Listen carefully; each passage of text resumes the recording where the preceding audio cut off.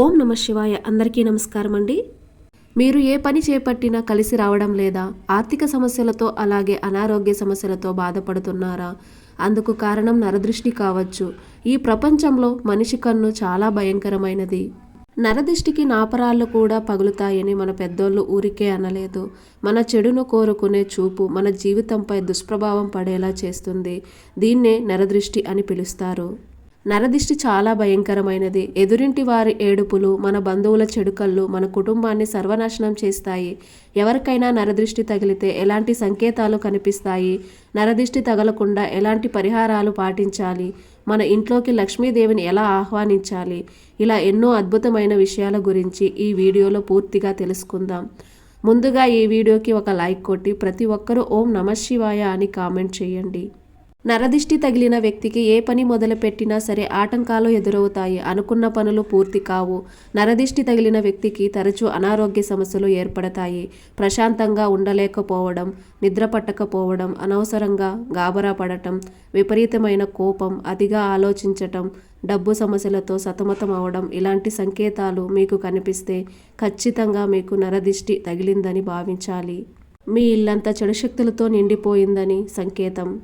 మీ ఇంటికి నరదిష్టి ఉంటే ఒక గ్లాసులో కొద్దిగా నీరు తీసుకుని అందులో ఒక నిమ్మకాయను వేసి మీ ఇంట్లో ఎక్కడైనా పెట్టండి. ఇది చెడు దిష్టి ప్రభావాలను తగ్గిస్తుంది.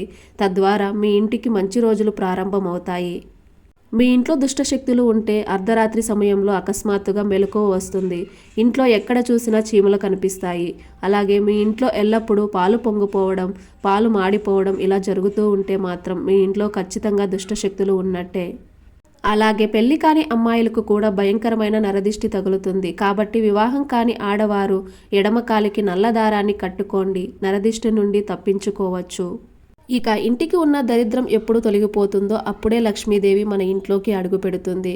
ఇక మన ఇంటి ముందుకు వచ్చే చెడు శక్తిని గుమ్మడికాయ దూరం చేస్తుంది. గుమ్మడికాయ మన కుటుంబాన్ని కాపాడుతుంది. కాబట్టి ప్రతి ఒక్కరి ఇంటి ముందు ఖచ్చితంగా గుమ్మడికాయ ఉండాల్సిందే. అలాగే ప్రతి శుక్రవారం రోజున ఒక నిమ్మకాయను తీసుకొని ఆ నిమ్మకాయను 2 ముక్కలుగా కోసి వాటిపైన పసుపు కుంకుమలు చల్లి మీ గుమ్మానికి 2 వైపులా పెట్టండి. ప్రతి శుక్రవారం ఇలా చేస్తూ ఉంటే మీ ఇంటికి ఉన్న దరిద్రం తొలగిపోయి మీ ఇంట్లో లక్ష్మీదేవి తిష్ట వేసుకుని కూర్చుంటుంది. ఇక మనకున్న నరదిష్టి పూర్తిగా తొలగిపోవాలంటే ప్రతిరోజు స్నానం చేసేటప్పుడు నీటిలో కాస్త ఉప్పు కలుపుకొని స్నానం చేస్తే చాలా మంచి ఫలితం ఉంటుంది.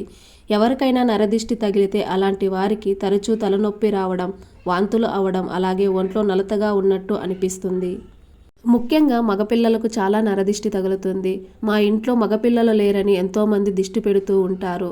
కాబట్టి మగపిల్లలకు కుడి చేతికి నరసింహస్వామి ఉంగరాన్ని పెట్టుకుంటే ఎంతటి నరఘోష నుండైనా తప్పించుకోవచ్చు. ఇక వివాహమైన స్త్రీలు తమ కాళ్లకు పసుపు రాసుకోవడం, పాపిట్లో కుంకుమ పెట్టుకోవడం వల్ల మీ సంతానంపై ఎలాంటి దిష్టి పడకుండా ఉంటుంది. చిన్నపిల్లలకు కూడా నరదిష్టి ఎక్కువగా తగులుతుంది. కాబట్టి చిన్నపిల్లలకు మొలతాడు కట్టండి. దీనివల్ల పసిపిల్లలకు దిష్టి తగలకుండా ఉంటుంది. అలాగే రాత్రి సమయంలో కుక్క ఏడుపులు వినిపిస్తే మీ ఇంట్లో నెగిటివ్ ఎనర్జీ ఉందని అర్థం.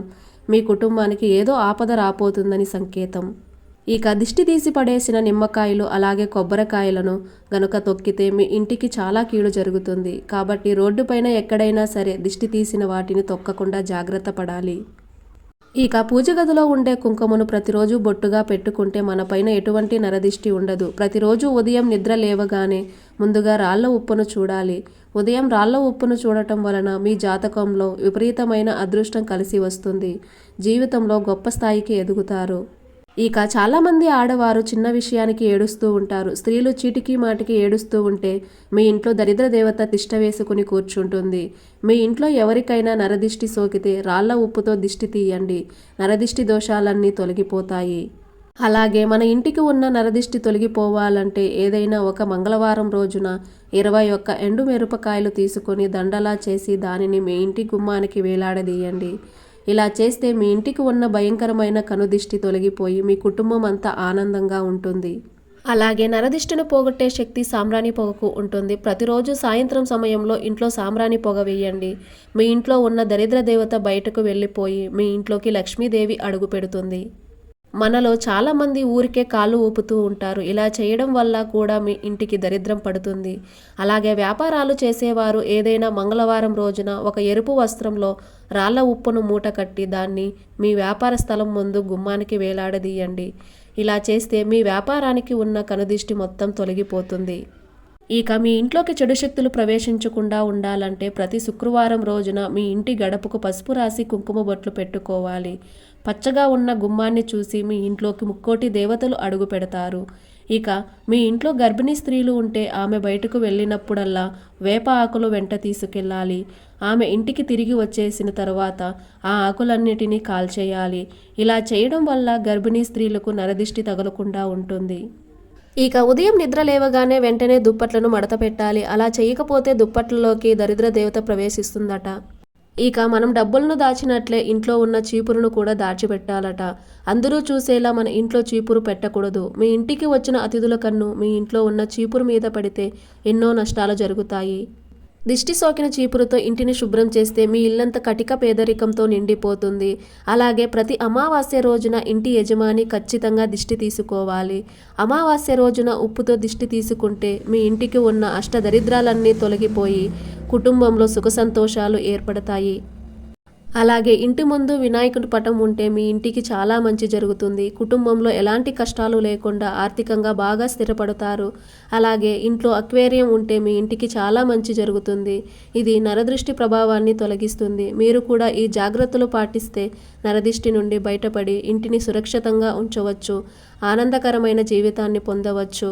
ఈ వీడియో మీకు నచ్చినట్లయితే ఒక లైక్ కొట్టి మన ఛానల్ని సబ్స్క్రైబ్ చేసుకుని మీకున్న ధర్మ సందేహాలకు మాకు కామెంట్ ద్వారా తెలియజేయండి. ఓం నమః శివాయ.